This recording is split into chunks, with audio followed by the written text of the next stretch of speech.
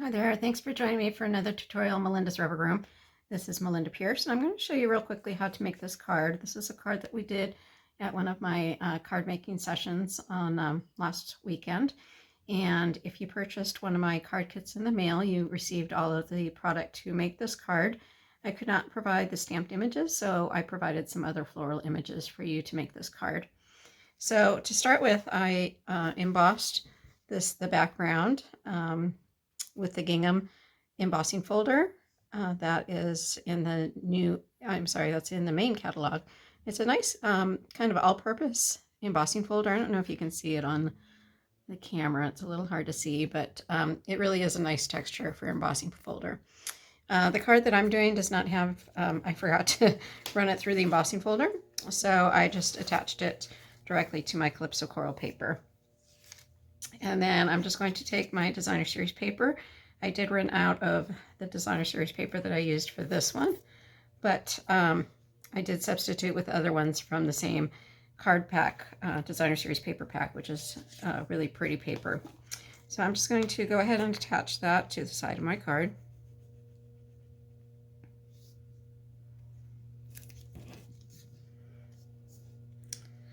Just like so. And then I'm going to show you how to make the two-step stamp with the floral images. These are from the two-toned floral stamp set, which is in the new mini catalog. It's a gorgeous stamp set, and the flowers just stamp so pretty.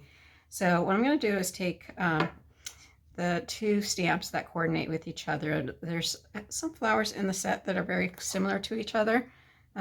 These two here, and then these two here. So in order to not mix those up, I just matched them up one time, and then I took a Sharpie on the back side and just wrote 1 on both of those that coordinate with each other. So I know that this one goes with this one.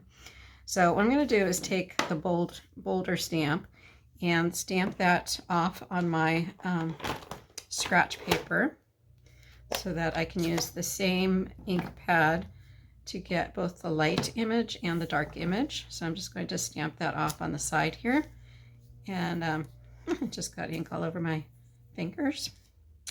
And I'm going to stamp that onto my white cardstock, and then I'm going to take the more outline image, ink that up, and stamp that directly onto my paper. I'm not going to stamp off with that. So I'm just going to see if I can do this without getting my head in the way. Like so, and there's that two-toned stamped image. And you can see how pretty that detail is on that stamp. Okay, so what I'm going to do now is run some stamped images through my mini cut and emboss machine. I love this machine. It's just so light. It doesn't take up much room on my card making area, so it's just really handy to have close by. So I've already stamped flowers, the little flowers and the leaves, and I'm going to run those through the cut and emboss machine all at one time. Just make sure those are stuck down well enough.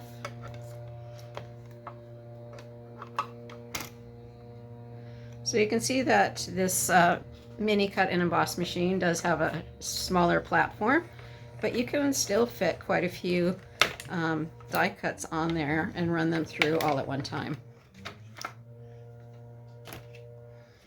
Okay, so I'm just going to punch those out.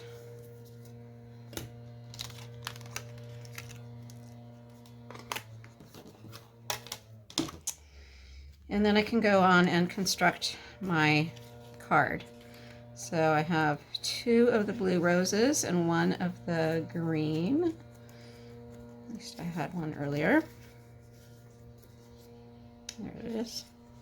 So it's interesting because I always try to make my flowers colors that you see them in nature, but you don't see many blue roses and you don't see any green roses either. And I think I saw this in the catalog, and I just thought they were so pretty together. So I decided to, say, why not? I'll make my own color roses. So don't be afraid to use different colors on things that aren't normally seen that way in nature. So on these, the leaves that I have, some of them I actually cut apart to just get them to fit in better. So right now I'm just doing a quick fit of the card and the flowers to see what design I like best. So what I was talking about was just cutting these leaves apart here, and that way I can have a smaller leaf coming out, say right here, and then this one I'll just shove in a little bit farther, like so. Okay, so don't be afraid to cut some of your die cuts apart either. Okay, I also have a ribbon on this card, and I just want a little bit of the ribbon showing down on the bottom. So what I'm going to do is I'm going to take a mini glue dot. I found this was the easiest way to do this because if you try to put glue on your ribbon, it just doesn't work. It just kind of soaks through into the ribbon. So I just have a glue dot roughly in the center of my ribbon, and I'm just going to fold that down on itself. And that way you have two nice little legs of your ribbon coming out. I'm going to put that down on a diagonal, and I'm just going to attach that with another glue dot.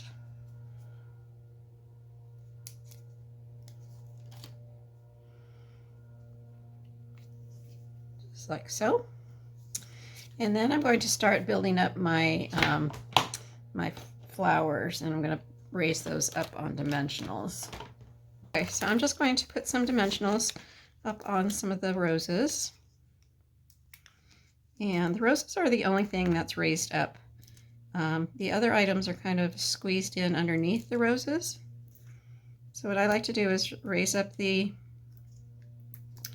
items that are going to be raised up on dimensionals, and then kind of squeeze the other items, the background items, in underneath.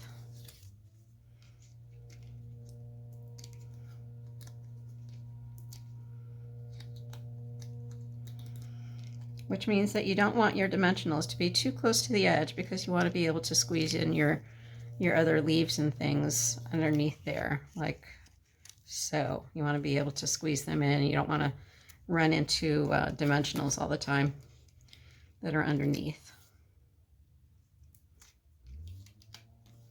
That's just the way that I do it, but I'm sure there's other techniques as well. Okay, so then I'm going to take my leaves and lay them in like that. So I'm not going to raise those up. I'm just going to put some glue on there.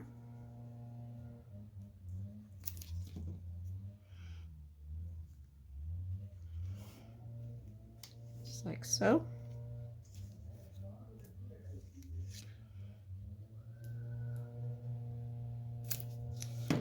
That one's going to go in right through there.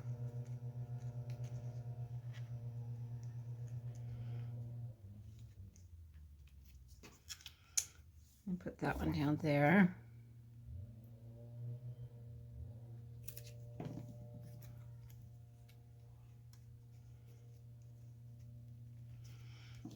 Just like so, and then I'm going to take my little flowers. I always find it amazing how the little accent pieces just make such a difference on the card. Like these little flowers just make such the difference. Just adding a little extra to the card. There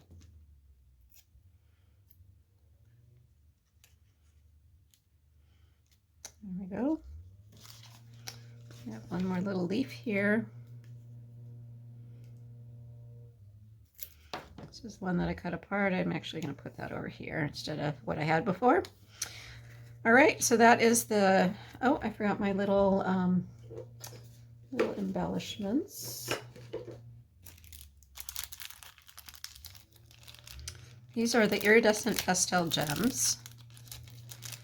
And I wanted to show you a trick that one of my customers showed me using the Take-A-Pick tool. Okay, so using the Take-A-Pick tool, I'm going to use the edge that has the little putty on it, and I'm just going to go to my embellishment and push it off of the side of the acetate paper and pick up my jewel that way. You can see it's on the Take-A-Pick tool, and then I'm just going to bring it to my card and place it down. And I found that this is just so easy to do. In the past I was using either this pointy edge or the spatula side that is on the other end, which also works, but it just seems more secure to do it this way, just more secure and easier, because you can actually get your finger under there and make sure it adheres to your card. Okay, so that was a quick tip for you, and I appreciate Pat for sharing that with me. And there is the inside of my card. It's just a nice little note card. Okay, I hope you enjoyed that video and learned something new. And make sure that you follow me on my Facebook page so that you can find out when my other card classes are, including my card classes in the mail and my Zoom classes on Wednesdays. All right, hope you enjoyed the video, and we will talk to you soon. Bye-bye.